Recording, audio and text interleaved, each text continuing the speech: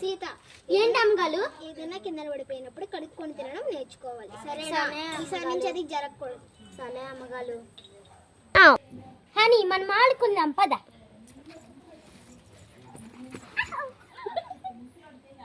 అయ్యో హనీ, పడిపోయావా? ఇప్పుడు ఏం చెయ్యాలి?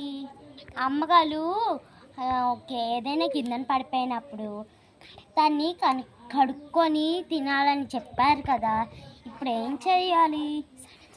స్నానం చెయ్యాలి కదా హనీ. 3, 2, 1 go start.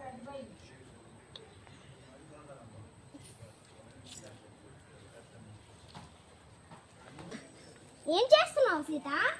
హనీ కింద పడిపోయాడు అమ్మగారు, అందుకని స్నానం చేయిస్తున్నాను. ఎందుకు? కింద పడిపోయాడు. ఏదైనా మీరే కదా చెప్పారు, ఏదైనా కింద పడిపోయినప్పుడు కడిగేసి తినాలని.